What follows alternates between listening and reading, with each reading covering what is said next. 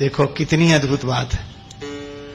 यह भगवान की करुणा है, यह भगवान का कोमल स्वभाव है। वे कहते हैं मुझसे अधिक संत को समझो। अब कोई संत यह कहने लगे कि भगवान ने कहा है कि मुझसे अधिक संत को समझो, तो समझो।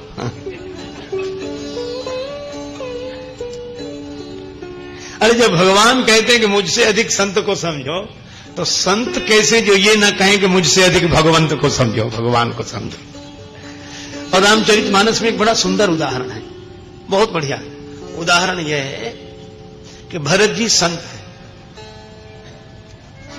तात भरत तुम सब विधि साधु, राम चरण अनुराग अगाधु, राम।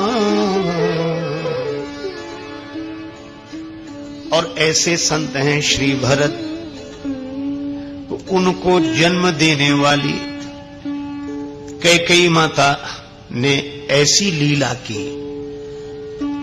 कि भगवान को वन जाना पड़ा और भरत जी को राज्य पद पर प्रतिष्ठित किया अपने भाव से, और भगवान को वनवासी बना दिया। अच्छा, अब आप विचार करना, अगर हमारे जैसा आदमी होता तो कितना खुश होता। कई बार लोग कहते भी हैं वो हमें बहुत मानते हैं। चलो यहां तक तो अच्छा है, कोई मानता है आपको बनाए, पर कहते क्या है कि वो इतना मानते हैं कि एक बार भगवान को नहीं मानेंगे पर हमें जरूर मानेंगे। और हम लोग सोचते हैं कि यह हमारा बड़ा सौभाग्य है कि लोग हमें भगवान से ज्यादा मानते हैं, भगवान को भी नहीं मानते और हमें मानते हैं। पर भरत जी जो कहते हैं बड़ी अनोखी बात है। जब कैकेयी माता ने कहा कि भरत तुम्हारे लिए राज्य सुरक्षित हो जाए, तुम्हें पद पर बिठाने के लिए राम जी को भी मैंने छोड़ दिया, मैंने राम जी का भी त्याग कर दिया। जो माता कैकेयी सदा कहती रही भरत न प्रिय मोहि राम समाना, उन राम जी का त्याग कर दिया ताकि भरत को राज्य पद मिल जाए। भरत कह सकते थे कि देखो मां के चरणों में सिर रखते और कहते यही कि मैं तो समझता था कि तुम मुझे केवल बेटा ही मानती हो, पर तुम तो मुझे इतना मानती हो कि भगवान से ज्यादा मानती हो। भगवान को भी वनवासी बना दिया पर मुझे राज्य दे दिया, इतना मानती हो। और सबसे कहते फिरते कि कैकेयी माता मुझे इतना मानती कि भगवान से भी अधिक मानते। जैसे आजकल हम लोग खुश होकर कहते कि वो भगवान से ज्यादा हमें मानते, भगवान को भी नहीं मानेंगे एक बार, इतना हमें मानते हैं। अरे यह सौभाग्य नहीं है, दुर्भाग्य है। कोई भगवान से ज्यादा अपने को माने तो ये सौभाग्य नहीं, दुर्भाग्य है। संत कौन? संत जो ये कहे कि अगर मुझे मानना है तो मुझे प्रतिष्ठित करके भगवान को वनवासी मत बनाओ, भगवान को जीवन में प्रतिष्ठित करो तो हमारा सम्मान है, तो हमारा मानना है। और भरत जी ने क्या कहा?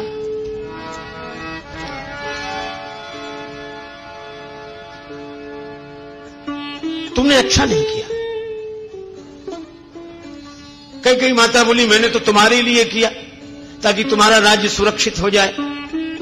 भरत जी बोले तुमने तो वैसे ही किया है, किस पेड़ के पत्ते हरे हरे रहे, उनको पानी से सींचना था, वहां तक पहुंच नहीं रहा था पानी सींचने वाला, तो उसने पेड़ को ही काट दिया ताकि धरती पर पेड़ गिर जाए, फिर इसके पत्तों को पानी दें। पेड़ काटीते पालव सींचा, मीन जियन हित बारी उलीचा। अरे जड़ को पानी देने से पत्तों को पानी वैसे ही मिल जाता, मूल को जल से सींचने पर फल फूल को वैसे ही जल प्राप्त हो जाता। और कोई कहे कि मछली अकेली तालाब में राज्य करे इसलिए हमने पानी सब खाली कर दिया, तो यह तो मछली की मृत्यु का कारण बन गया। मैं न जियूं बिनु राम जननी, मैं न जियूं बिनु राम, मैं न जियूं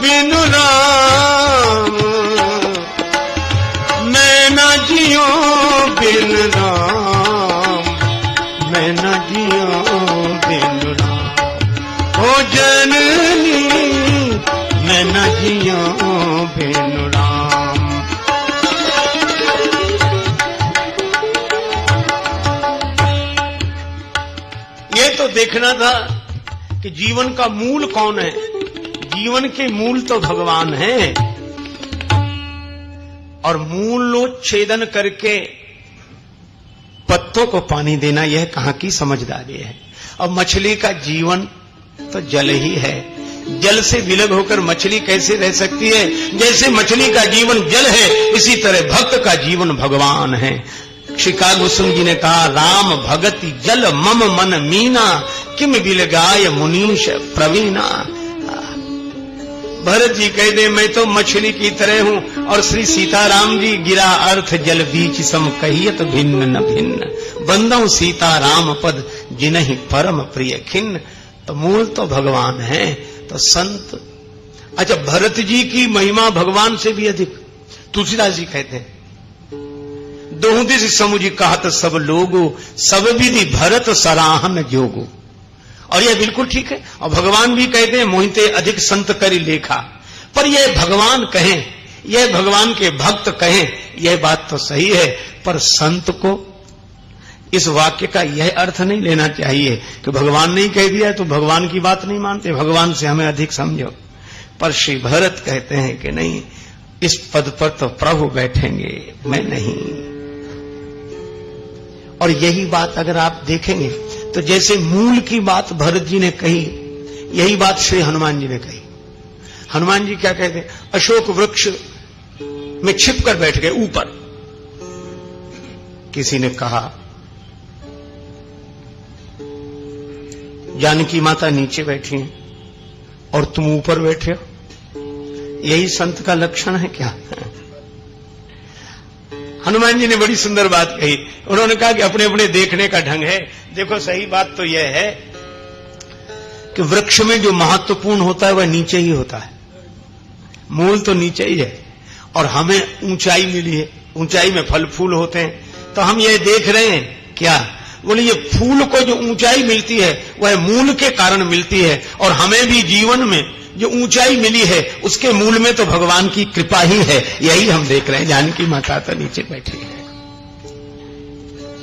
और यही बात श्री हनुमान जी जब जानकी माता के सामने गए तो बड़े छोटे से, और बोले, माता निश्चिंत रहो, कुछ दिन में भगवान आएंगे और आपको ले जाएंगे, और उनके साथ कई वानर रहेंगे, हम सब लोग रहेंगे। जानकी माता ने देखा इतने छोटे से हनुमान जी, और माता से कह रहे, निश्चिंत हो जा, हम लोग आएंगे राम जी के संग। जानकी मैया ने कहा कि बेटा हनुमान, क्या सभी वानर तुम्हारे जितने हैं? हनुमान जी बोले, माता कई वानर तो बहुत छोटे, हम तो उनमें बहुत बड़े। सीता मैया बोली, तब तो हो चुका हमारा उद्धार। हनुमान जी बोले, कोई संदेह है? जानकी माता बोली, परम संदेह। तब हनुमान जी क्या करते हैं, सुन कपि प्रगट कीन निज देहा, सुन कपि प्रगट कीन निज देहा,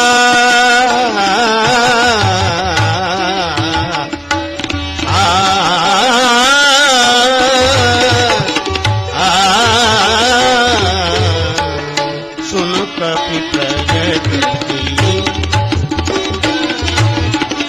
सुन कपि प्रगट कीन, सीता मन भरोस तब भयऊ,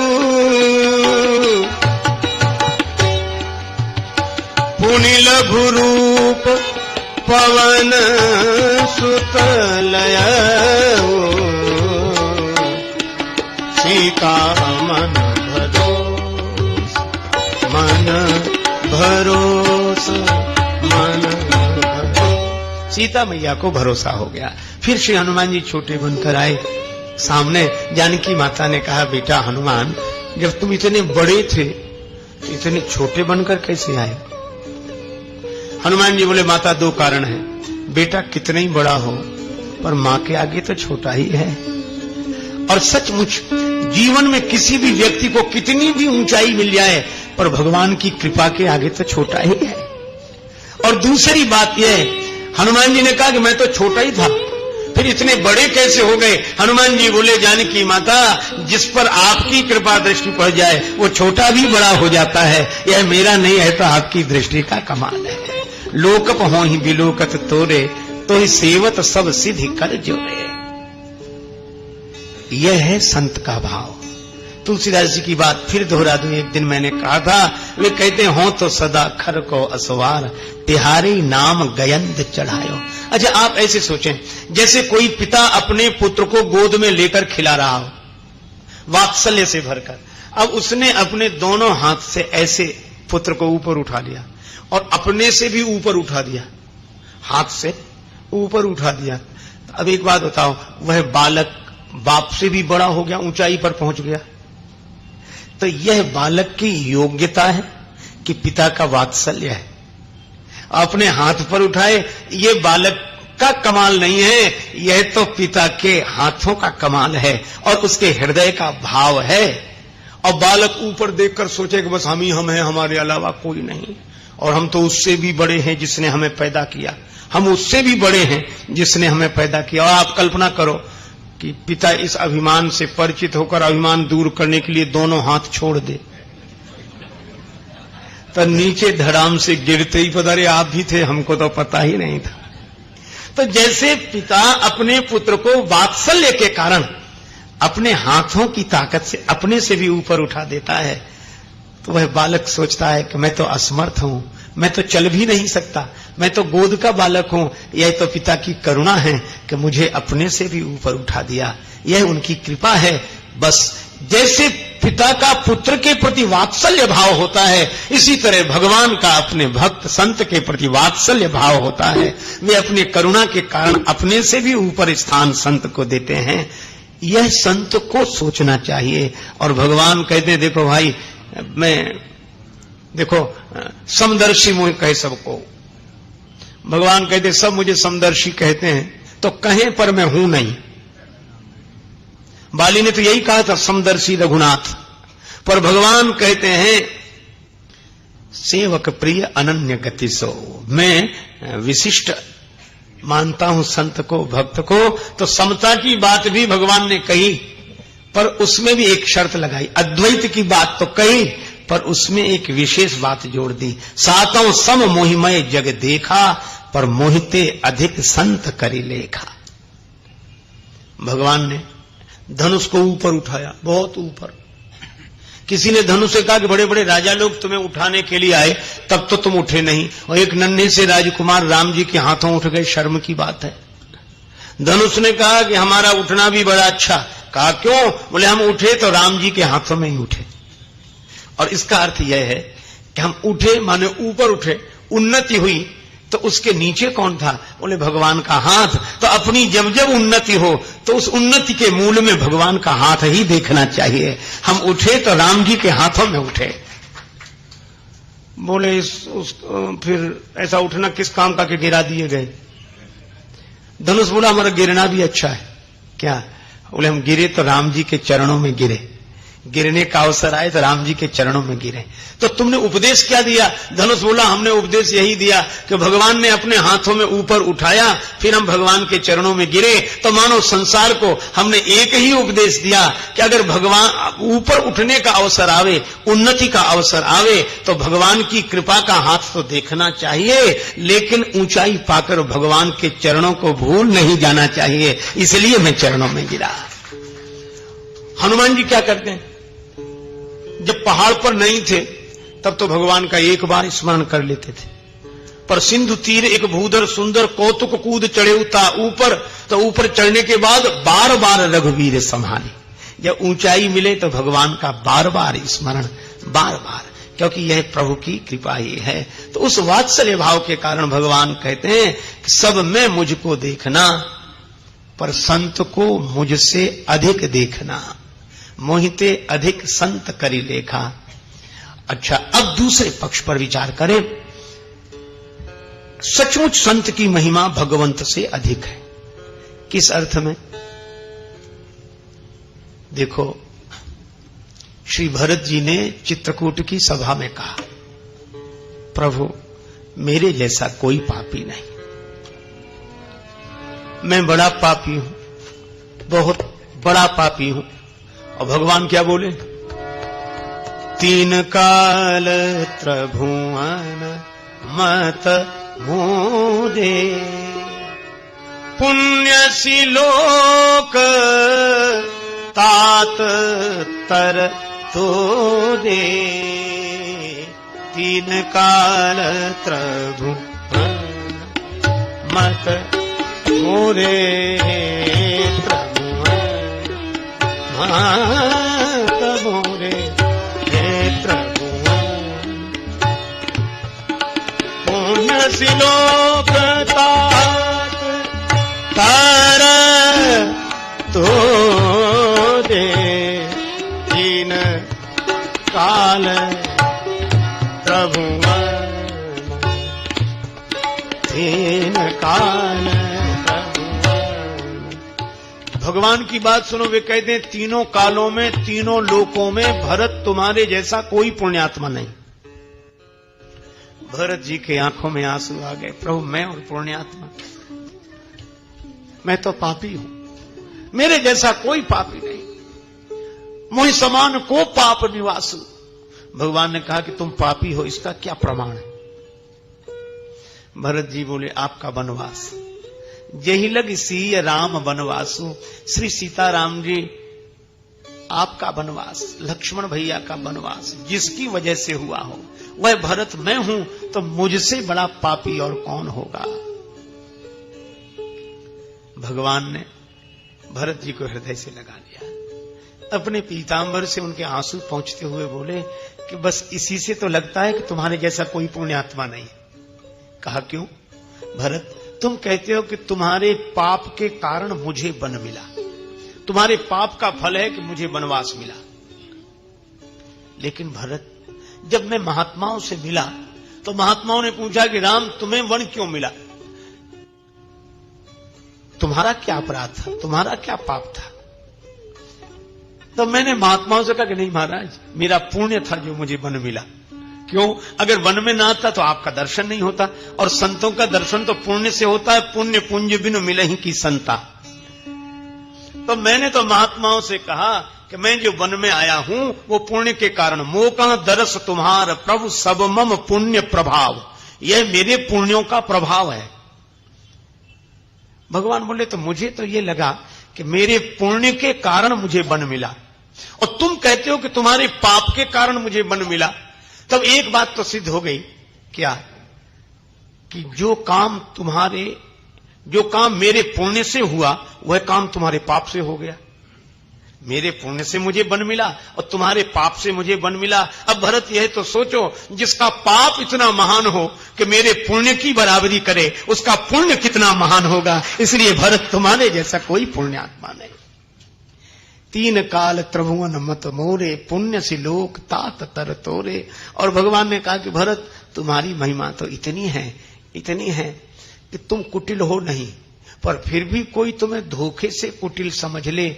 उर आनत तुम पर कुटिलाई, लोक जाई परलोक नसाई। उसका लोक नष्ट होगा, परलोक नष्ट होगा भरत, जो तुम्हें कुटिल समझेगा। और जब भगवान श्री राम ने यह बात कही, सभा में बैठे हुए लोगों के आंसू आ गए, और दो बड़े दुखी थे। एक तो निखादराज, दूसरे श्री लक्ष्मण जी। निखादराज ने भी कहा था, जो पे जिए न होत कुटिलाई, जो पे जिए न होत तो कतली संग कटकाई। जो पे जिए न।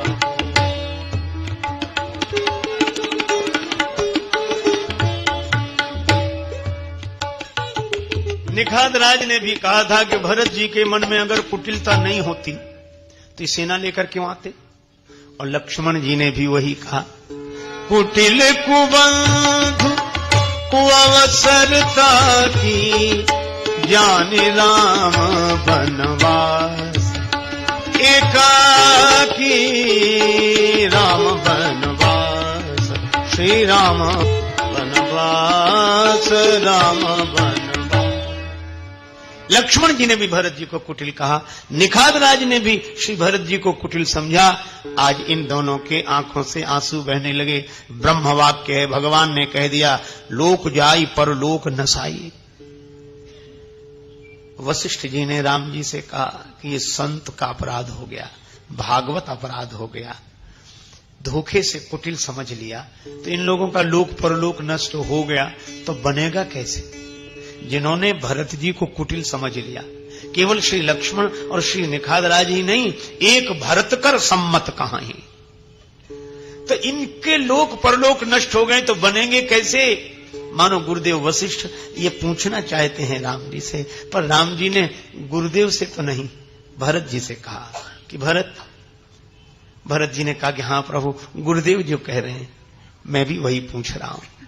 भगवान ने कहा तो सुनो, एक ही उपाय, केवल एक उपाय, मिटियहि पाप प्रपंच सब, अखिल अमंगल भार। और जो लोक परलोक नष्ट हो गए वे बन जाएंगे लोक सुजस, परलोक सुख। भगवान आपका नाम लेने से, भगवान बोले मेरा नाम नहीं लेने से, भरत तुम्हारा नाम लेने से, सुमिरत नाम तुम्हारा, जो तुम्हारा नाम स्मरण करेंगे, जो तुम्हारा भक्ति पूर्वक स्मरण करेंगे, उनका लोक और परलोक दोनों बन जाएगा। भगवान कहते हैं अवधवासियों से कि देखो, वनवास में भी आया और भरत भी तुमको लेकर आए, लेकिन मैं रथ पर बैठा था, तुम लोग पैदल पैदल चल रहे थे, और भरत पैदल पैदल चलकर आए हैं, तुम्हें रथ में बिठाकर लाए हैं। ऐसे महात्मा की महिमा मुझसे अधिक है। और फिर एक बात और है, क्या, अयोध्या में जो परिस्थिति बिगड़ी उसको भगवान नहीं दूर कर सके। भगवान दूर हो गए, पर बिगड़ी हुई परिस्थिति को सुधारने में भगवान सहयोग नहीं कर सके। किसी ने पूछा कि प्रभु आप जिस नगरी में रहते हैं उस नगरी में ऐसी स्थिति हो गई, आप क्यों नहीं सुधार सके। भगवान बोले हम तो सबके हृदय में रहते हैं, सातों सम मोहिमय जग देखा। हम अयोध्या में ही नहीं रहते हैं, हम अयोध्या में भी रहते हैं, हम सबके भीतर रहते हैं। लेकिन आप देखो कैसी विडंबना है कि जिस अयोध्या में श्री राम जी रहते हैं उसी अयोध्या में मंथरा रहती है, और उसी अयोध्या में श्री भरत रहते हैं, उसी अयोध्या में कैकेयी माता है, उसी अयोध्या में कौशल्या माता है। यह क्यों? भगवान कहां रहते हैं? सबके हृदय, सबके उर अंतर बसहु जानहु भाव कुभाव। भगवान सबके हृदय में रहते हैं। हृदय से अर्जुन तिष्ठति। भगवान श्री कृष्ण भी यही कहते हैं कि हृदय देश में मैं सबके भीतर रहता हूं। लेकिन अद्भुत बात है, जिस उर में भगवान रहते हैं उसी उर में सुमति कुमति सबके उर रहा ही, नाथ पुराण निगम अस कहाही। सुमति भी और कुमति भी। तो ये अयोध्या में कुमति कौन सी आ गई? गोस्वामी जी कहते हैं, ताई कुमति कैकेयी केरी, काई कुमति कैकेयी केरी, परिजासु फल विपति घनेरी, परिजासु फल विपति घनेरी। कुमति भी रहती है उसी हृदय में और सुमति भी रहती है। भगवान कहते हैं सातों सम मोहिमय जग देखा, सब में मुझे देखना। पर संत की महिमा क्या है? भगवान ने कहा कि अयोध्या में इतनी परिस्थिति बिगड़ी, कुमति के कारण विपत्ति आई। भगवान बोले मैं भी वनवासी हो गया, तो सुधारा क्यों नहीं? भगवान ने कहा कि सुधारना परमात्मा का काम नहीं है, सुधारना तो महात्मा का काम है। मैं हूं तो सबके हृदय में, लेकिन कुमति के कारण व्यक्ति मुझे वनवास दे दे, तो उन वनवासी भगवान को सुमति के द्वारा फिर से हृदय की अयोध्या में लौटाकर प्रतिष्ठित कर देना, प्रकट करके रामराज्य जीवन में बना देना, ये संत का ही काम है। इसलिए मोहिते अधिक संत करि लेखा, मुझसे अधिक संत को समझना। मैं हूं तो सबके हृदय में, अयोध्या में भी मैं हूं, लेकिन लौटाकर प्रतिष्ठित कर देना, रामराज्य बना देना, यह संत का काम। अच्छा, और भरत जी ने बनाया भी कैसे? बड़ा अद्भुत ढंग है। गए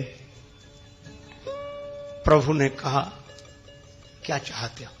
गुरुदेव ने कहा है भरत कहे मोरे जान भरत रुचि राखे, तो मैं भी कहता हूं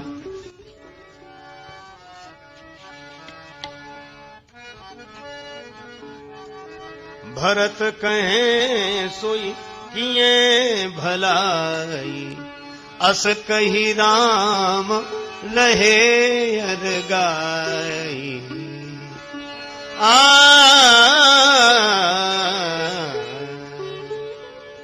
भगवान बोले भरत तुम जो कहो वही करूंगा। और ऐसा कह के राम जी मौन हो गए। अब बोलो भगवान ही कह रहे हैं कि तुम जो चाहते हो सो करें। मन प्रसन्न कर सकुच तज कहाऊ करऊं सोई आज। भरत जी उठकर खड़े हुए, लोगों के कान खड़े हो गए कि अब क्या कहते हैं भरत जी। दूसरा कोई होता तो चरणों में गिर जाता कि बस प्रभु हो गया, अब मैं जो कह रहा हूं उसे मान लीजिए। पर धन्य है भरत जी। भरत जी ने भगवान के चरणों में सिर रखकर प्रणाम किया है, आंसुओं से उनके चरण धो दिए और कहा कि प्रभु आपने जो वाक्य कहा है उसी को हम थोड़ा सा बदल दें, थोड़ा सा बदल दें। हाँ, आप कह रहे हैं मन प्रसन्न करी सकुच तज कहाऊ करऊं सोई आज। और भरत जी बोले मैं यह कह रहा हूं कि प्रभु प्रसन्न मन सकुच तज जो जे ही आयस देव। आप कहते हैं कि भरत तुम जिसमें प्रसन्न हो जाओ वह मैं करूं, और भरत जी बोले मैं यह कह रहा हूं प्रभु आप जिसमें प्रसन्न हो, जनहित तो हो पर प्रभु चित क्षोभ न होई। कहे भरत जोरी जुग हाथ रघुवर लौट चलो, तुम बिन नाथ भई एक क्षण में सब विधि अवध अनाथ रघुवर लौट चलो। गृह फेरिए, अगर यह प्रस्ताव न मंजूर हो तो गृह फेरिए लक्ष्मण रिपुसूदन, नाथ चलो में साथ रघुवर लौट चलो। नाही तो तीनहु बंधु जाहि बन, प्रभु कीजिए अवध सनाथ रघुवर लौट चलो। भगवान ने कहा कि इन तीनों प्रस्तावों में तुम्हारा प्रस्ताव कौन सा है वही मान लें। भरत जी हाथ जोड़कर आंखों में आंसू भरकर बोले कि मेरा एक भी नहीं है, तो तुम्हारा प्रस्ताव क्या है? भरत जी रोते हुए बोले मैं तो यह कह रहा हूं बिनती सुनी प्रभु करहु सोई जो, उचित लगे रघुनाथ। विनती है हमारी, अब आपको जो उचित लगे सो करें। इसके आगे भरत जी बोल नहीं सके। अस कही भे राजेश विकलयति, प्रभु चरणन दियो माथ रघुवर। भरत जी के आंसू बरसने लगे, राम जी के चरणों में सिर रख दिया। जनहित प्रभु चित क्षोभ न होई। भगवान के नेत्र सजल हो गए। भरत तुम मुझसे आदेश चाहते हो, मैं आदेश नहीं दे रहा। पितु आयसु पालहि दो भाई, दोनों भाई पिताजी की आज्ञा का पालन करें।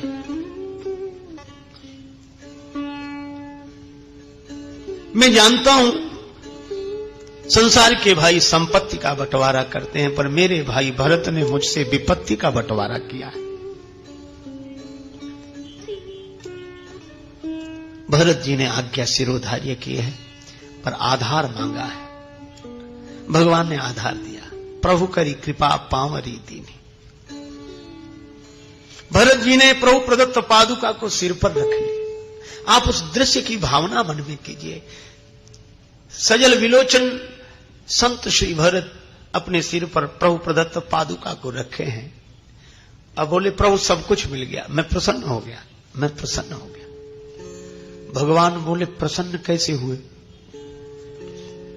मैं तो मुझे लौटा लाने के लिए आए थे ना, पर मैं तो लौट नहीं रहा। भरत जी बोले फिर कौन जा रहा है लौटकर? भगवान बोले मेरी पादुका। सभी बोले भगवान की पादुका जा रही है अयोध्या, पर तुलसीदास जी बोले सब लोगों को लगता होगा कि पादुका जा रही है अयोध्या, जरा भरत जी से भी तो पूछो। भरत मुदित अवलंब लहे पे, अस सुख जस सिय राम रहे थे। भरत जी को ऐसे लगा जैसे पादुका नहीं, श्री सीताराम जी ही मेरे साथ अयोध्या जा रहे हो। भरत जी कहते हैं बस मेरे प्रभु मेरे साथ जा रहे हैं, मेरे प्रभु मेरे साथ जा रहे हैं। पादुका में भी भगवान दिखाई दे रहे हैं, भगवान श्री सीताराम जी दिखाई दे रहे हैं। यह संत की दृष्टि है। ये सातों सम मोहिमय जग देखा। पादुका में श्री सीताराम जी। गुरु वशिष्ठ ने कहा कि भरत जी तो कह रहे हैं कि सीताराम जी ही पादुका के रूप में अयोध्या जा रहे हैं। वशिष्ठ जी ने कहा कि राम, तत्व की दृष्टि से विचार करें तो तुम दो नहीं हो, सब में एक ही होकर समाये हो। रूप अलग अलग है, स्वरूप एक है। तो पादुका में और आपके स्वरूप में तत्वता कोई भेद नहीं है, आप तो सब में समाये हुए हैं। तो एक काम करें ना, क्या? वशिष्ठ जी बोले राम, पादुका के रूप से वन में चले जाओ और इस रूप से अयोध्या चले चलो। जब कोई भेद ही नहीं है तो पादुका के रूप से वन में और इस रूप से अयोध्या चलो। भगवान ने बड़ी सुंदर बात कही। बोले गुरुदेव मैं ऐसा कर लेता, लेकिन एक कठिनाई है। क्या? बोले आगे जहां मैं जा रहा हूं वन में, फिर वन से आगे लंका की तरफ, वो तो इस रूप में भी मुझे भगवान नहीं देख पाएंगे। फिर पादुका में कोई मुझे देख सके, यह तो भरत ऐसे महात्मा की ही दृष्टि हो सकती है, उनकी नहीं। इसलिए पादुका के रूप में था। अस सुख जस सिय राम रहे थे। भरत जी पादुका सिर पर रखे। भगवान ने कहा कि भरत, तुमने आधार मांगा था, मैंने तो तुम्हारे सिर पर भार डाल दिया। भरत जी बोले नहीं प्रभु, भार डालने वाले तो संसार के लोग होते हैं, पर भार उठाने का आधार देने वाले भगवान होते हैं। लोगों ने मेरे सिर पर अयोध्या के राज्य का भार डाल दिया, मैंने आपकी पादुका सिर पर रख ली, तो जो राज्य का भार आज तक मेरे सिर पर था वो आज से पादुका पर रहेगा। तो राज्य का भार उठाने का आधार मिल गया। भगवान ने कहा तुम तो पनही की शरण मांग रहे थे, मोरे शरण राम ही की पनही, और मिल गई पादुका। भरत जी बोले ये और अधिक सौभाग्य की बात है, पनही भी पांव में रहती है और पादुका भी पांव में रहती है। जूता भी पांव में रहता है, खड़ाऊं भी पांव में रहती है, लेकिन एक अंतर है। क्या? जूता पांव को संभालता है और खड़ाऊं को पांव संभालता है। अगर पनही मिली होती तो भाव यह था कि आपके चरणों को मैं संभालूं, और पादुका मिली है तो भाव यह है कि आपके चरणों को मुझे नहीं संभालना पड़ेगा, बल्कि आपके चरण ही मुझे संभालेंगे। इसलिए यह तो और अधिक सौभाग्य की बात है कि आपके चरण मुझे संभालें। और खड़ाओं में एक होती है खूंटी, और खूंटी को पांव का अंगूठा और उंगली दोनों ऐसे मिलकर पकड़ते हैं, और अंगुष्ठ है पुरुष, उंगली है देवी वाचक शब्द। तो मुझे तो ये लगता है कि मैं लकड़ी की खड़ाऊं की तरह आपके चरणों में पड़ा रहूं, और मेरे विश्वास की खूंटी को अंगूठे की तरह से एक ओर से प्रभु आप और अंगुली की तरह से एक ओर से माता जानकी, ये दोनों मिलकर संभाले रहे, यही मैं चाहता हूं। अस सुख जस सिय राम रहे थे। भगवान ने कहा कि भरत तुम्हें क्या आधार मिला? भरत जी बोले मुझे भी मिल गया। क्या? अभी तक आपको खोजने के लिए वन वन भटकना पड़ा, अब नहीं भटकना पड़ेगा। क्यों? पादुका मैं ले जा रहा हूं, और प्रभु पादुका चरणों के पास चलकर नहीं आती, बल्कि चरण ही वहां चलकर आते हैं जहां पादुका होती है। तो मैं ले जा रहा हूं, मुझे तो आधार मिल गया। भरत जी का यही भाव है कि हम चरणों से न जुड़ पाए, पर उन चरणों से जो जुड़ा है उससे ही जुड़ जाएं तो जीवन का कल्याण हो जाए। चाहो नहीं कुबेर कोस बेर एक सुरेश पद, चाहो नहीं ज्ञानिन में ज्ञानी हूं कहां में, चाहो नहीं योग ध्यान धारणा समाधि होते, जन्म मरण व्याधि रहत अविचल पद पाओ में, उर्मे राजेश बस एक अभिलाष शेष, ताहि कर जोर निज नाथ को सुनाओ में, और जहां पे मड़रावे मन मधुप मुनीसन के, उन मंजू पद कंजन की पनही बन जाऊं मैं। यह पादुका लेकर श्री भरत जी आए। और इसीलिए केवल भावुकता नहीं है, भाव है। भावुकता क्षण भर की होती, क्षणजीवी होती है भावुकता, और भाव स्थिर रहता है। श्री भरत राम जी के प्रेम में मगन होते हैं तो तुलसीदास जी ने कहा कि कुंभकर्ण भी मगन हुआ। राम विरह सागर मां भरत मगन मन होत, और कुंभकर्ण भी राम रूप गुण सुमिरत मगन भयऊ। पर अंतर क्या है? क्षण एक। कुंभकर्ण भावुक है, भक्त नहीं, एक क्षण के लिए मगन हुआ। पर भरत जी ऐसे मगन होते हैं कि भरत स्वभाव सुशीतलताई, सदा एक रस बरन न जाई। एक रस। ऐसे श्री भरत केवल पादुका में थोड़ी देर के लिए भगवान को देखने लगे, समझने लगे, ऐसी बात नहीं। वे पादुका को लाते हैं और अस सुख जस सिय राम रहे थे। यह केवल भावुकता नहीं, भाव है। इसीलिए पादुका वहां बिठाई जहां श्री सीताराम जी विराजमान होते। सिंहासन प्रभु पादुका बैठारी निरूपाधि, कोई उपाधि नहीं।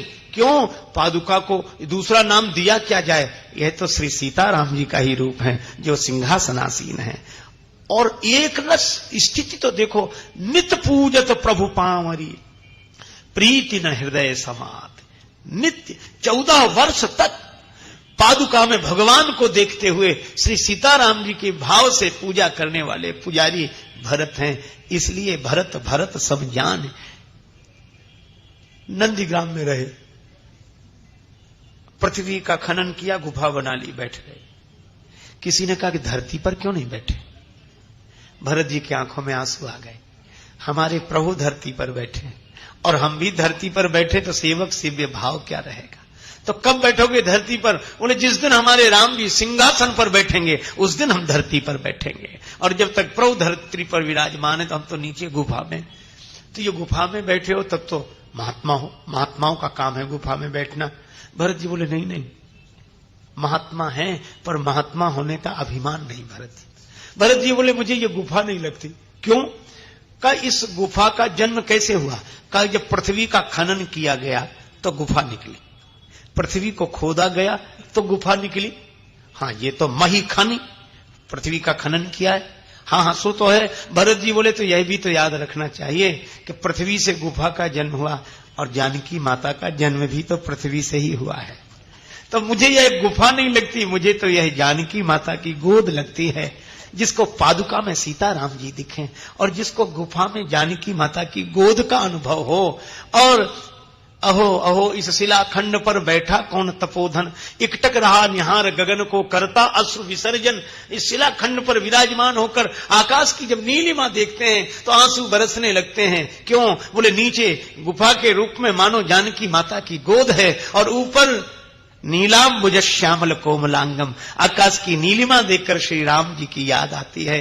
तो ऊपर पिता की छोह छत्र छाया, नीचे माता की ममतामयी गोद, और ऐसा अनुभव करके आंखों में आंसू आ ही जाते हैं। इसलिए पुलक गात ही सिय रघुवीरू, नाम जी है जप लोचन नीरू। यह प्रेमाश्रु। गोस्वामी श्री बिंदु जी महाराज कैसी सुंदर बात कहते हैं। दृग बिंदु ये कहते हैं कि घनश्याम है दिल में, और घनश्याम न होते तो ये बरसात न होती। और यह बरसात भगवान को भी पसंद है। अच्छा, भक्त का स्वाभिमान तो देखो। हमसे अधम अधीन गर तारे न जाएंगे, हमसे अधम अधीन गर तारे न जाएंगे, तो आप दीन बंधु पुकारे न जाएंगे हमसे। बड़ा सुंदर पद्य है। पृथ्वी का भार आपने 100 बार उतारा, पृथ्वी का भार आपने 100 बार उतारा। हाँ, क्या मेरे पाप भार उतारे न जाएंगे। इसी पद्य की बड़ी सुंदर पंक्ति है।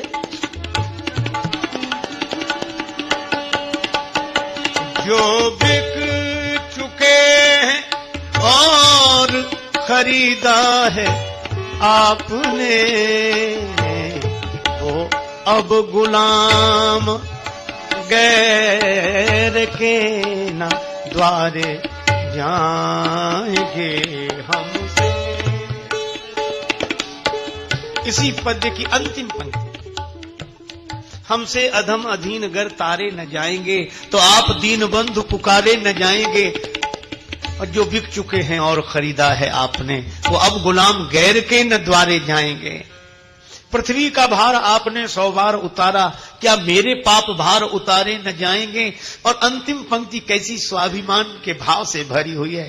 कहते हैं प्रभु मैं ही नहीं व्याकुल हूं, आपको भी तब तक विश्राम नहीं मिलेगा, आपको भी। भगवान बोले कब तक, हमें क्यों नहीं विश्राम मिलेगा। तो कहते हैं कि तब तक न चरण आपके संतोष पाएंगे, आपके चरणों को भी तब तक चैन नहीं मिलेगा, संतोष नहीं मिलेगा, विश्राम नहीं मिलेगा।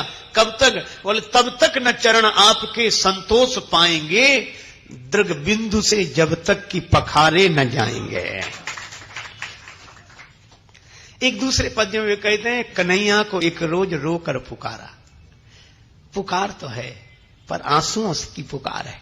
कन्हैया को एक बार रोकर पुकारा, कन्हैया को एक रोज रोकर पुकारा और कहा उनसे जैसा हूं अब हूं तुम्हारा। कहा उनसे जैसा भी हूं, कहा उनसे जैसा हूं अब हूं तुम्हारा।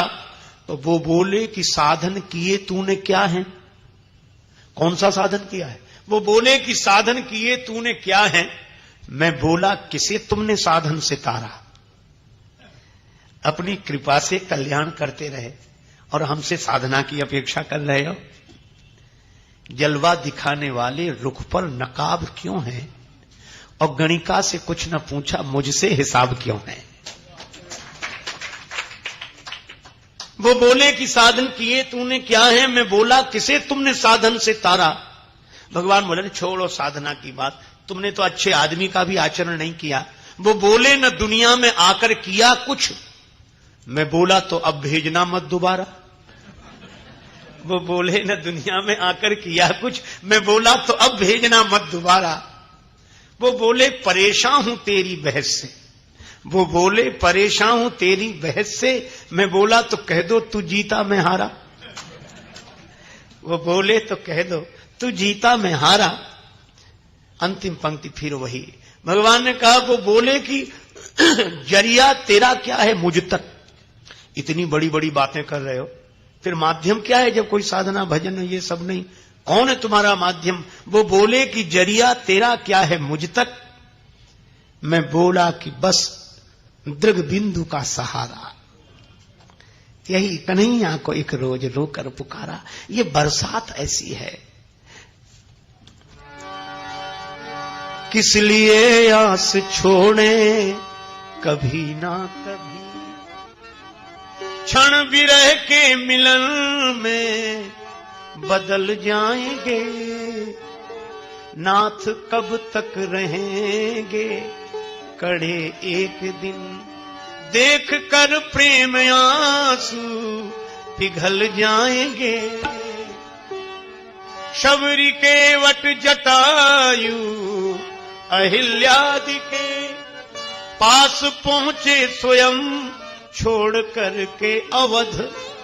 यह घटनाएं सच तो भरोसा हमें, खुद व खुद आप आ करके मिल जाएंगे। किस लिए आस छोड़े कभी ना कभी।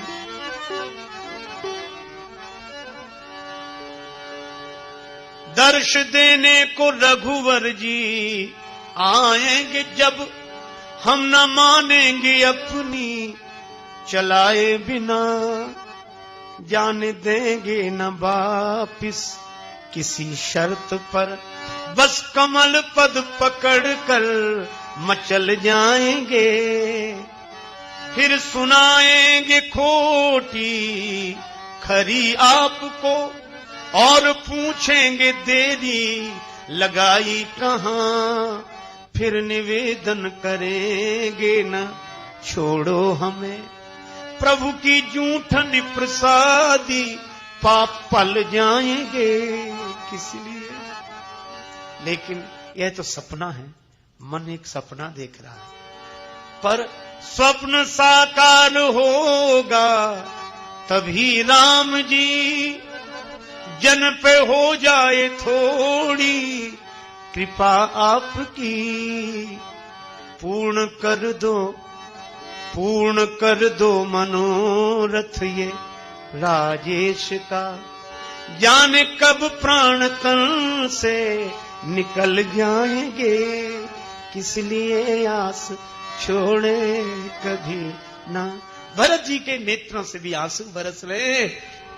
तुलसीदास जी गीतावली में लिखते हैं, मुई भावत कही आवत ना, भरत जो की रहानी, सीता रघुवीर लखन विरह पीर सहानी, पावन हेतु पतित पावन को, सावन जैसी बरस रही अखियां, सावन जैसी बरस रही अखियां, मिल जाओ राम तरस रही अखियां, मिल जाओ राम।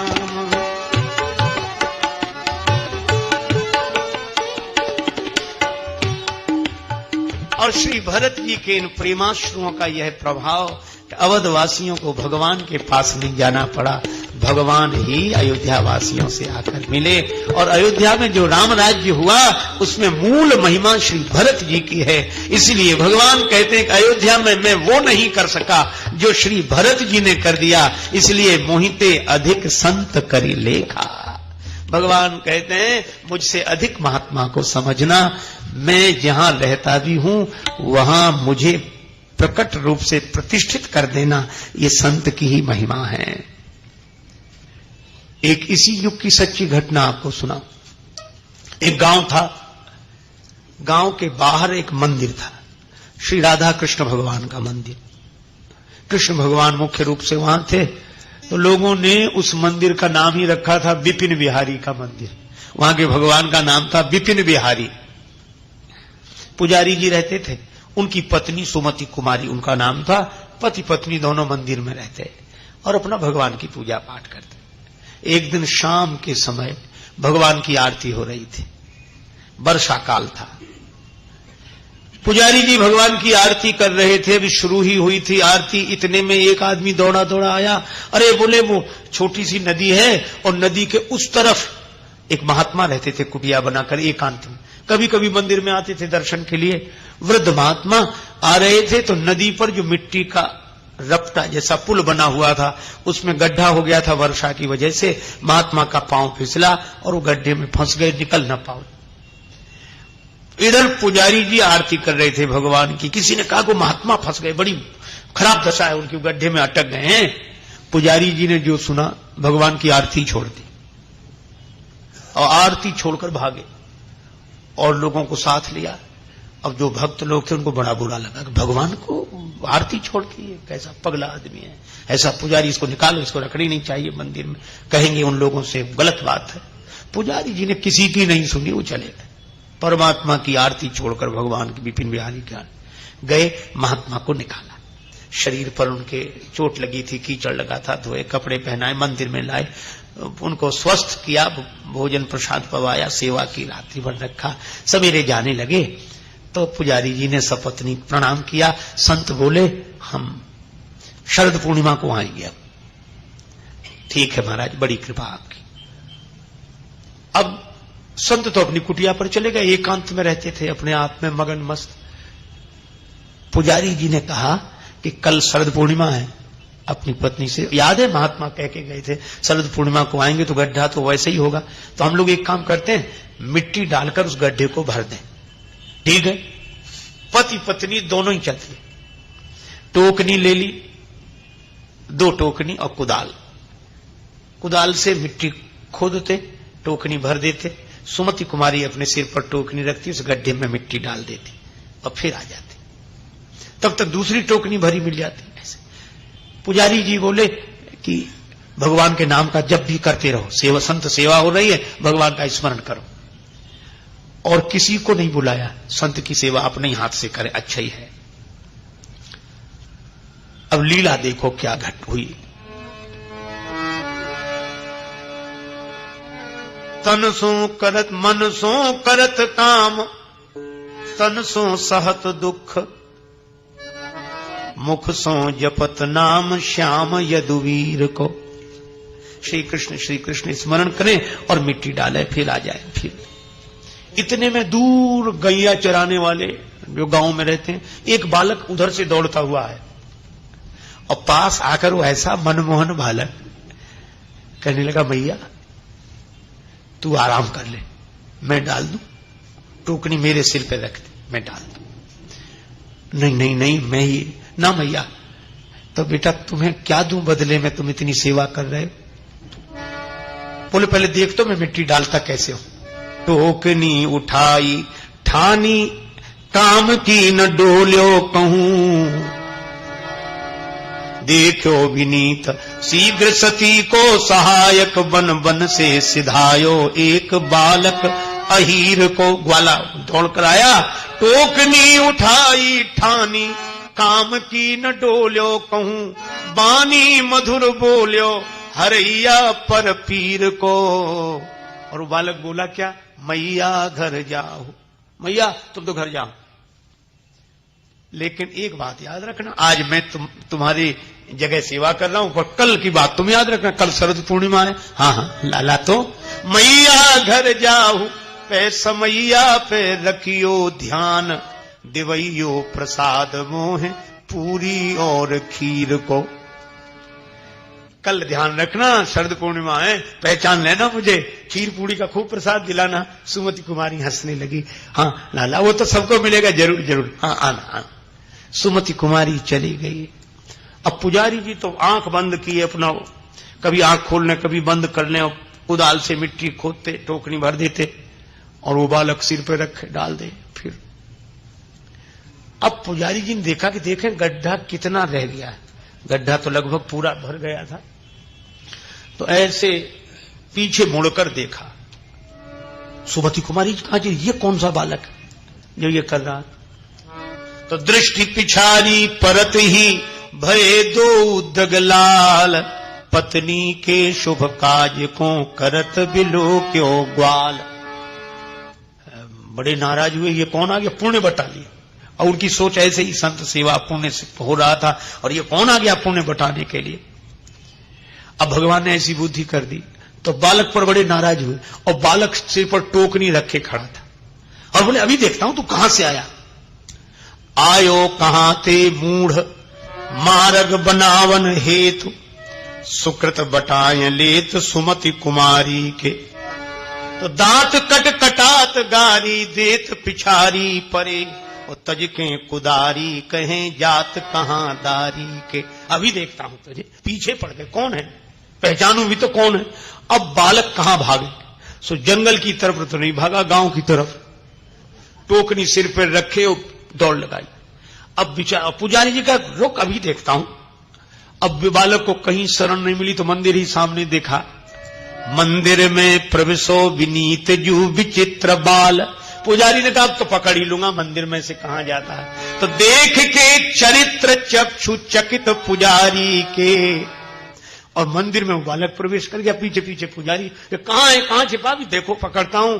लेकिन जो दृश्य देखा, आसन पे टोकनी, जहां पुजारी जी बैठकर लोगों को प्रसाद चरणामृत देते थे, वहां तो टोकनी पड़ी। आसन पे टोकनी, सिंहासन पे माटी पड़ी, अंगन पे धूल चढ़ी विपिन बिहारी के। भगवान ही यह लीला करने गए थे। पुजारी जी तो रोने लगे कि मैं क्रोध में पीछे आया और जाने क्या क्या कहा, रोज आरती उतारता था, ऐसा चरित सुना नहीं देखा। उदय हो गई आज पतित की, कौन पाप की रेखा, ऐसा चरित सुना नहीं देखा। रोने लगे कि ये क्या हुआ भगवान। भगवान के मंदिर से आवाज आई, पुजारी जी परेशान मत हो, हम बड़े प्रसन्न हैं। पाप नहीं पुण्य हुआ है। पूर्व पुण्य जागा तुम दो ही थे, तुम दोनों से ये पुण्य का काम हुआ है। कौन सा? भक्ति सफल सातवीं तो ही थे, ये सातवीं भक्ति सफल हो गई। कौन सी? बन विनीत सेवा में मोहिते, अधिक संत करी लेखा, ऐसा चरित सुना नहीं। सातों सम मोहिमय जग देखा, मोहिते अधिक संत करी लेखा। लोग कुछ भी कहें, भगवान बोले तुमने मेरी आरती छोड़ दी, मुझे बड़ा अच्छा लगा। मोहिते अधिक संत कर लेखा। और यह संत सेवा का फल है कि तुम्हें प्रत्यक्ष दर्शन हुआ। और संत सेवा करने वाले मुझे बहुत प्रिय हैं, बल्कि मौका लगता है तो मैं ही संत सेवा करने के लिए तैयार हो जाता हूं। और सचमुच भगवान, देखो एक बार एक ज्ञानी ने कहा कि भगवान के मैं बड़ा करीब हूं। और करीब ही नहीं, करीब तो दो रहते हैं, मैं तो अभिन्न हूं। ब्रह्मविद ब्रह्मैव भवति, अहम ब्रह्मास्मि, मैं ही वह ब्रह्म हूं। पर भक्त ने कहा कि आप तो महाराज बड़े ज्ञानी, बड़े विचारवान, पर मैं तो अयोग्य हूं। पर जो असमर्थ बालक होता है तो भगवान की गोद में, माता पिता की गोद में, तो भगवान के मैं ज्यादा करीब हूं। अब दोनों अपने अपने पक्ष पर अडिग, तो कहा चलो भगवान से ही पूछ ले। भगवान के पास गए ज्ञानी संत और वो भक्त। भगवान ने ज्ञानी संत को देखा तो कहा भाई ज्ञानी तो मेरी आत्मा है, आत्म तत्व एक है, दो नहीं, इसलिए ज्ञानी के और मेरे स्वरूप में कोई अंतर नहीं। ज्ञानी तो मेरी आत्मा है। बेचारे भक्त ने सुना तो बड़ा निराश हो गया, उठकर जाने लगा। भगवान कह रहे तुम कहां जा रहे हो? बैठो बैठो। बोला क्या सुनने के लिए बैठे? हम तो सोच रहे थे आप हमारा पक्ष लेंगे। भगवान ने कहा पक्ष नहीं, निष्पक्ष बात कह रहा हूं कि ज्ञानी तो सचमुच मेरी आत्मा है, वह देहाध्यास से मुक्त होकर मेरे स्वरूप से अभिन्न होकर अपने स्वरूप का अनुभव कर रहा है। और भक्त बोला और मैं? भगवान बोले पूरी बात तो सुन, ज्ञानी तो मेरी आत्मा है, पर भक्त तो मेरा परमात्मा है। मैं तो अपने भक्त का भी भक्त हो जाता हूं, मैं निज भक्तन हाथ दिखाऊं। आपने सुनी होगी वह बात, बड़ी अनोखी है। नरसिंह जी जा रहे थे, बेटी की ससुराल का निमंत्रण आया था, पर जाएं काहे से? गांव वालों से मांगने गए, क्योंकि नरसिंह जी अकेले कीर्तन करते और 16 साधु इनके साथ रहते थे। वो सब सूरदास थे, क्योंकि जिसके पास कुछ ना उसके पास कोई आंख वाला तो रहेगा नहीं। अब लोग मना भी न करें, बैलगाड़ी की जरूरत थी तो लोगों ने बैल बताए कि ले जाओ। ऐसे बैल थे कि जो खड़े हो गए तो बैठ नहीं सकते थे, बैठ जाएं तो खड़े नहीं हो सकते थे। बोले यही है महाराज, ले जाओ, आपको मना थोड़े, ये संत सेवा करने, ले जाओ। और नरसिंह जी ठहरे संत बड़े खुश हो गए कि दिया तो, ऐसा नहीं कि उन्होंने न दिया, दिया, मान रखा हमारा, दिया। और लोग सोच रहे थे कि ये बैल तो कुछ दिन बाद परमात्मा की यहां जाने वाले, भगवान के, उसके पहले भक्त के यहां चले जाएं तो अच्छा ही है। ऐसे बैल और ऐसी गाड़ी टूटी फटी, पर नरसिंह जी ने तो बैल जोत दिए और बैठ गए। और 16 साधु बैठे, भगवान जाने कैसे बने होंगे उस गाड़ी में। शायद इसीलिए बने होंगे, किसी को कुछ दिखाई नहीं दे, वो समझते थे हम ही अकेले बैठे हैं। सब सूरदास थे, 16 वो, 17 में नरसिंह जी।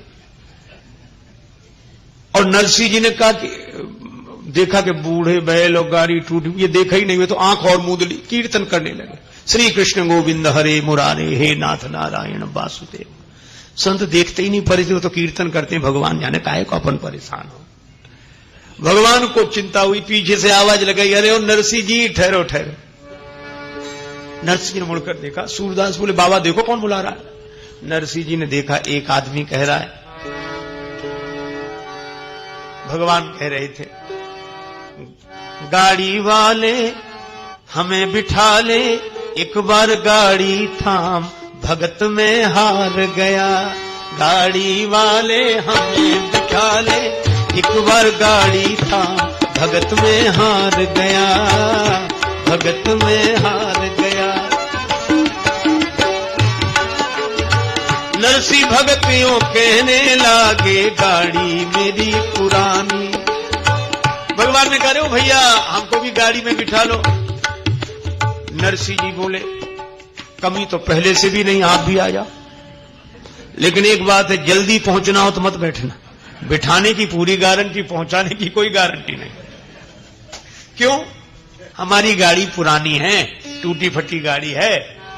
भगवान बोले नरसी भगतियों कहने लागे गाड़ी मेरी पुरानी है।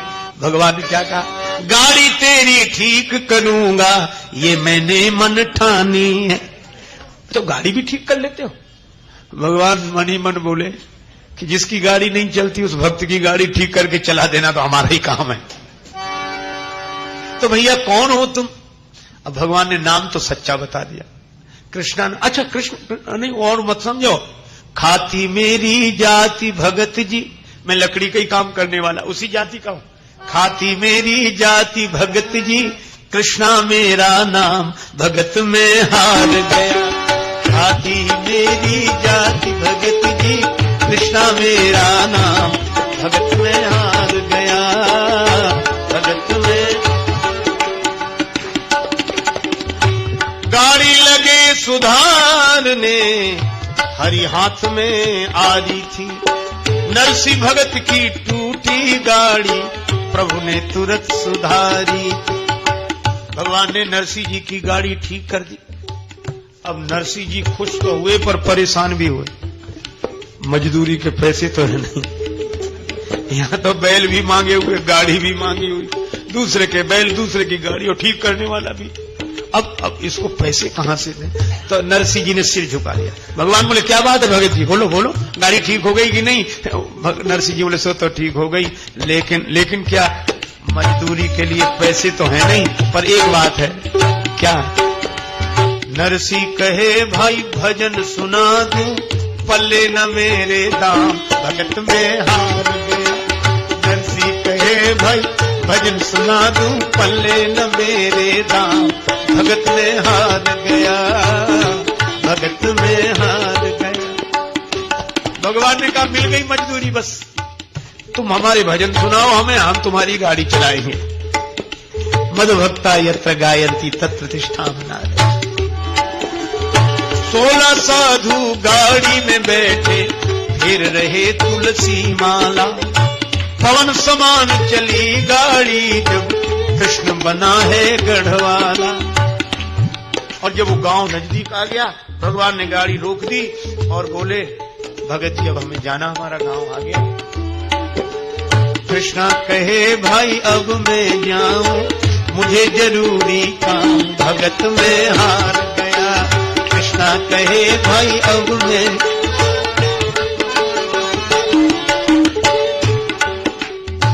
और भगवान कहते मुझे जरूरी काम है इसलिए जा रहा हूं। और जरूरी काम क्या है? भगवान सोचते हैं कि आगे की भी तो सेवा हमको ही करनी है। और नरसी जी के चरित्र में कि भगवान ने सारी व्यवस्था उनकी की। एक बार संत जा रहे थे द्वारिका, हुंडी लिखा लेते थे कि जिसका कारोबार हुआ तो पैसा यहां जमा कर दे, वहां मिल जाए।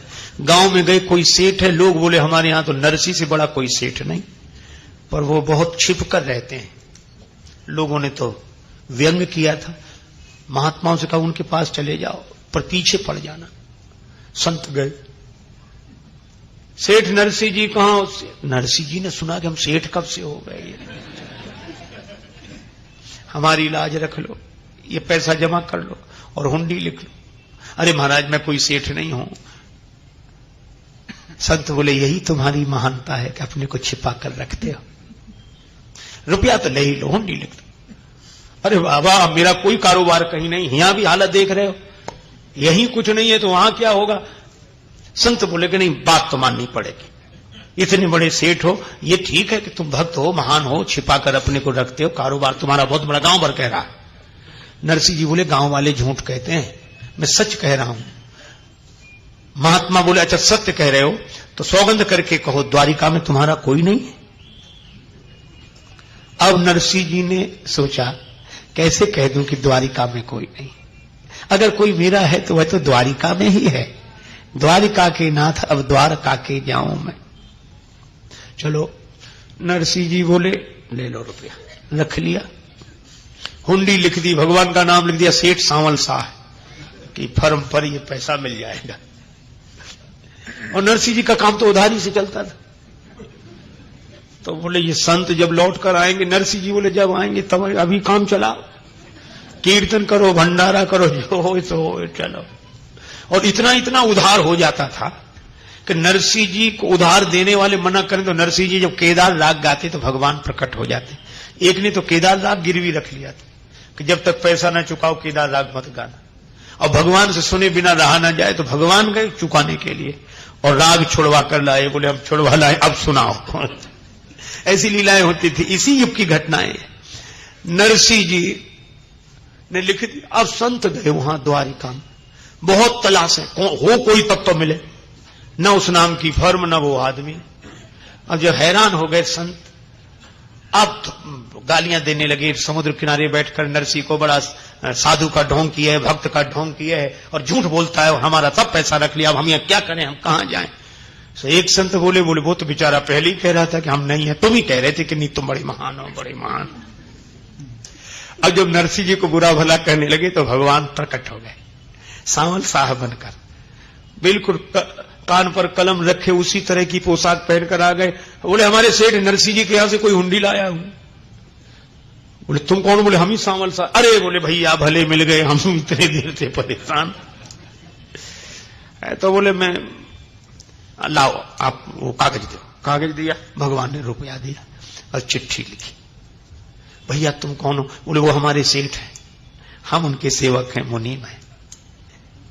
क्या कहना भैया, तुम्हारे सेठ तो बड़े महान है। एक साधु बोला अभी क्या कह रहे थे, बड़े महान। अब ये, अरे बोले जैसे ऐसे मुनीम जिनके। अब ये संत लौट कर आए। अब नरसिंह जी को पता लगा कि वही साधुओं की जमात आई लौट कर। अब नरसिंह जी डर के मारे बाहर न निकले कि रुपया कहां से देंगे, वो तो खा चुके, खत्म हो गया, और ये मांगेंगे रुपया, वहां का वहां नहीं मिला, यहां क्या देंगे। अब संत खूब कहे भैया नरसिंह जी बाहर आओ। नरसिंह जी कहेंगे क्षमा करो महाराज, हम वही दिखाने लायक नहीं, हम अरे नहीं आओ आओ बाहर आओ। लोगों ने जब बहुत समझाया तो सिर झुकाए आए, और नरसिंह जी को इस भाव में देखा, सबने हाथ जोड़ लिए, जितने महान हो उतनी महानता। बोले क्या हुआ? बोले मिल गया, सब पैसा मिला, और तुम्हारे मुनीम बड़े अच्छे। नरसिंह जी बोले वहां मिला था कोई? बोले जो था वही मिला था, और देखो तुम्हारे लिए पत्र लिखा है। आहा, जब पत्र पढ़ा नरसिंह जी ने आंसू आ गए। उसमें लिखा था, सिद्ध श्री जूनागढ़ के भक्त राज नरसिंह को कहियो हमारी जाए जय नरसिंह की। नरसिंह जी जय श्री कृष्ण बोलते हैं, भगवान जय नरसिंह की कहते हैं। संतन विष हुंडी पठाए याद कीन्हो मोह,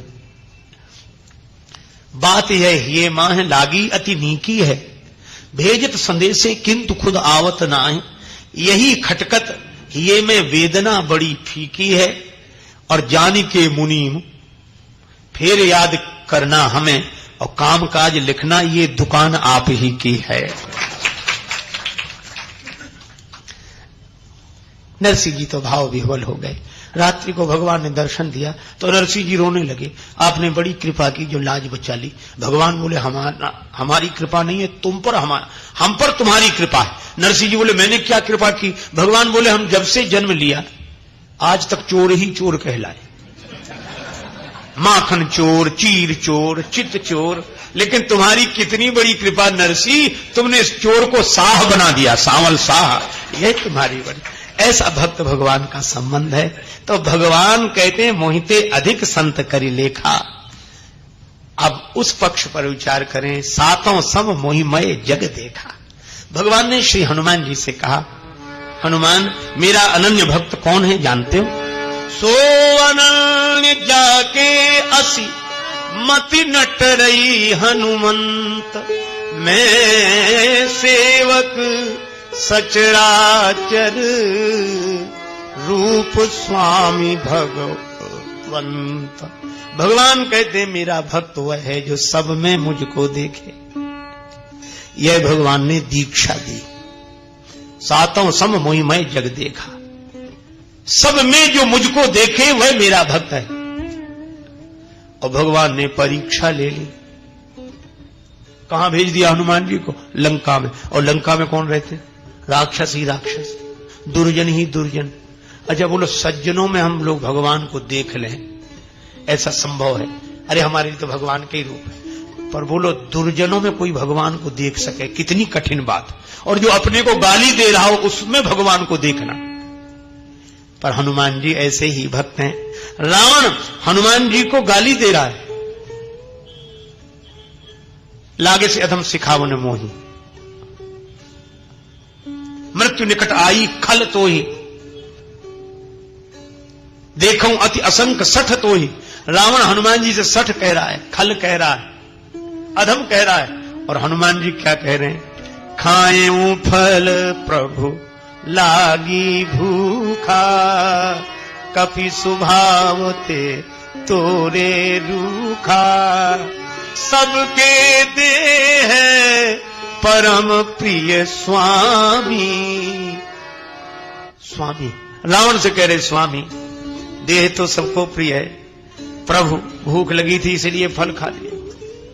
बहुत कठिन, इसीलिए रघुपति भगति करत कठिनाई।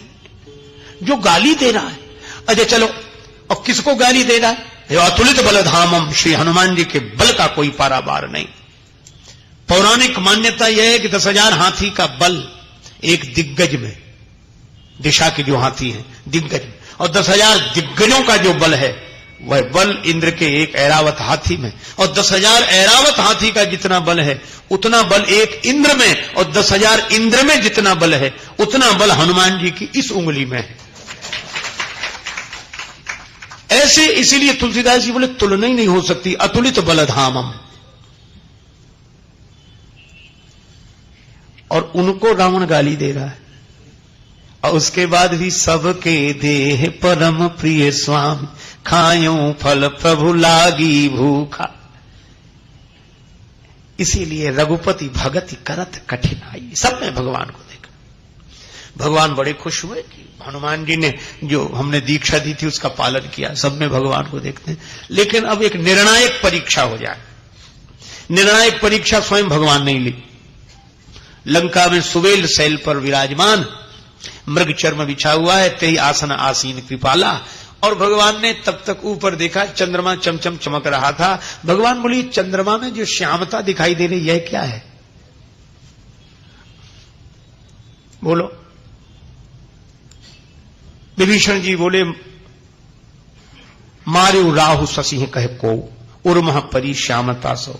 मानो राहु चंद्रमा पे चाबुक चलायो है। राहु ने चंद्रमा पर की पिटाई कर दी, चोट का निशान है। विभीषण जी कह रहे हैं, क्यों? अरे चंद्रमा को राहु ने पीटा हो या न पीटा हो, विभीषण जी पिट कर आए अभी अभी। तात लात रावण मोहि मारा, तो इन्हें सब पिटे हुए दिखते हैं। सुग्रीव जी से पूछा आप? सुग्रीव जी बोले, चंद्रमा में भूमि की छाया पड़ रही, ससीमा प्रकट भूमि के झाई। क्योंकि सुग्रीव के मन मस्तिष्क में भूमि ऐसी छाई है, सकल भुवन में फिरे बेहाला। भूमि का चप्पा चप्पा छान मारा, और नए नए भूमिपत हुए, इन्हें चंद्रमा में भी भूमि दिखाई देती। अंगद जी से पूछा, सार भाग शशि कर हर लीना। ब्रह्मा ने काम पत्नी रति का मुख बनाने में चंद्रमा का सब कुछ छीन लिया, क्योंकि अंगद जी को लगता हमारा सब कुछ छीन गया। अरे और तो और भगवान से पूछा कि आप प्रभु आप भी तो करें निर्णय। राम जी बोले, अरे चंद्रमा का भाई विष है ना, जलता था बेचारा, हृदय में बसा लिया, उसी की श्यामता है। क्योंकि चंद्र ने अपने भाई को भले ही हृदय में न बसाया हो, पर श्री रामचंद्र ने अपने भैया भरत को हृदय में बसा रखा है, इसलिए चंद्रमा में उन्हें चंद्रमा का भाई दिखाई देता है। लेकिन इस पूरे प्रकरण में एक विशेष बात है, सभी लोग बोले, लक्ष्मण जी नहीं बोले। किसी ने कहा कि लक्ष्मण जी भी तो बोले। लक्ष्मण जी बोले, हम बोले तो तब जब चंद्रमा की तरफ देखें, हम तो चंद्रमा की ओर देखते ही नहीं। पहले नहीं देखा, बोले बचपन में देखते थे, पर चंद्रमा को देखना बंद कर दिया। भगवान बोले, कब से? लक्ष्मण जी सिर झुकाकर बोले, प्रभु जनकपुर से। जनकपुर से?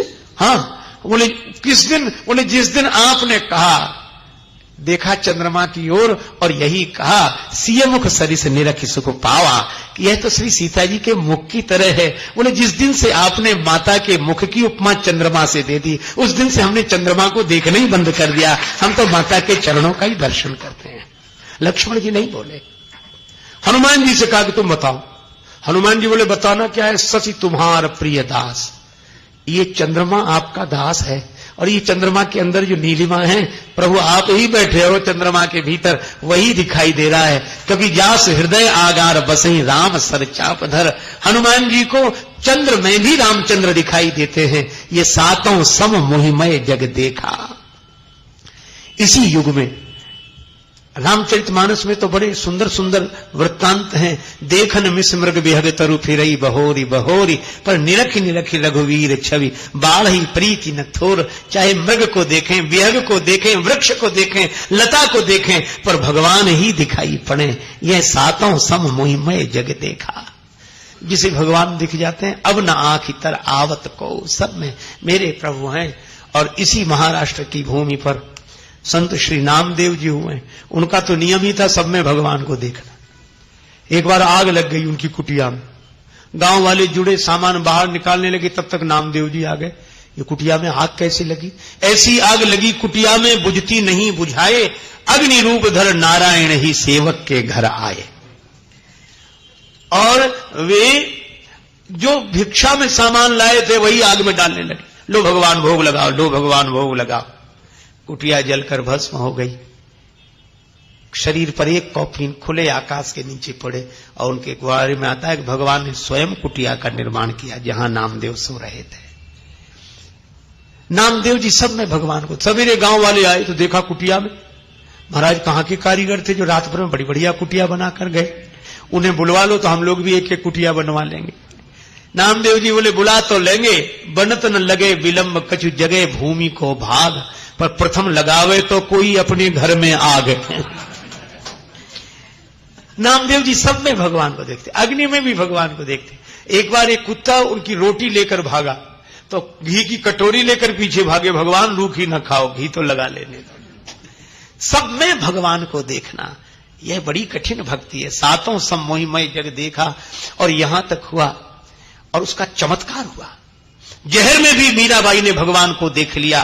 कर में प्यालो देख मीरा होए अधीर नाची, देख कालकूट नाची छाया महाकाल की, नाच उठी दासी निज जीवन सफल जान, नाच उठी कुमति कराल नरपाल की, नाची देवांगना हुलास लिए मानस में, नाची अति आनंद में देह मुंडमाल की, नाच उठी नैनन की पूतरी प्याले बीच, पूतरी में नाच उठी मूर्ति गोपाल की। विष में भी भगवान को देख लिया, सांप में भी भगवान को देखा तो फूलों का हार बन गया। दृष्टि का कमाल, भागवत दृष्टि, भक्त की यह दृष्टि। मोहिमय जग देखा। इन्हीं नामदेव जी की एक घटना है। एक बार विचरण करते जा रहे थे तो किसी गांव में एकांत में खंडहर था, उसमें ठहर गए। खंडहर में रामकृष्ण हरि विठ्ठल विठ्ठल कीर्तन करते रहे। दिन भर बीत गया। एक आदमी कीर्तन सुनकर आया, दोपहरी का समय। नामदेव जी भगवान को भोग लगाया, प्रसाद पाया। एक गांव वाले ने कहा कि बाबा दिन में तो यहां रहो, कोई बात नहीं, रात में मत रहना, इसमें बड़ा भयंकर प्रेत रहता है, बहुत भयंकर प्रेत है। ठीक है, नहीं रहेंगे, पर जो भगवान की प्रीति में डूबा उसे प्रेत की याद कब तक रहे? रात में भी वहीं बने रहे। 11-12 बजे तक कीर्तन करते रहे। अब सोचा कि सोए, और जैसे सोने की, अरे इसमें तो प्रेत रहता है, याद आ गई बात। तो उनकी जीवनी की कथा है कि प्रेत प्रकट हो गया। और जैसे ही प्रेत प्रकट हुआ, नामदेव जी ने एक तारा उठा लिया, बोले जय हो प्रभु, जय हो। धनुष बाण लिए रघुनाथ रूप देखा, मुरली लिए यदुनाथ रूप देखा, कमर पर हाथ रखे पंडरीनाथ रूप देखा। तुकाराम सुंदरते ध्यान उभे बिटेवरी, कर कटावरी ठेवनिया। वह पंडरीनाथ रूप देखा, लेकिन इस रूप में पहली बार ही देखा। नामदेव जी तो कीर्तन करने लगे, भले पधारे मेरे लंबक नाथ, हे लंबक नाथ भगवान आपकी जय हो। जो कीर्तन किया तो प्रेत गायब हो गया, भगवान प्रकट हो गए। देखो ये जगत भी ऐसे ही प्रेत है। अब इसमें भी अगर परमात्मा को देखना शुरू करें तो यही जाने जग जाए हिराई। और अंतिम बात यह, मानस में भी एक बड़ा सुंदर संकेत है। जब खरदूषण 14,000 राक्षसों को लेकर भगवान पर आक्रमण करने आए, भगवान ने लक्ष्मण जी से कहा कि श्री जानकी जी को लेकर आप गिरी कंदरा में जाओ। और भगवान ने क्या किया? न धनुष उठाया न बाण, चुपचाप खड़े रहे। मायानाथ अति कौतुक करियो। भगवान ने एक तमाशा किया, सब में प्रकट हो गए। वे राक्षस एक दूसरे में राम जी को देखते थे। देखई परस्पर राम करी संग्राम रिपुदल लरी मर्यो। एक भी राक्षस नहीं बचा, सारे मिट गए। क्यों? वे एक दूसरे में राम जी को देखते थे। और संकेत कितना सुंदर है कि अगर हम लोग भी एक दूसरे में राम जी को देखना शुरू कर दें तो सारी बुराइयां समाप्त हो जाएं, कोई विकार न रहे, कोई बुराई न रहे। तो भगवान कहते हैं ये 7वीं भक्ति है। मोहिमय जग देखा पर मोहिते अधिक संत करी लेखा।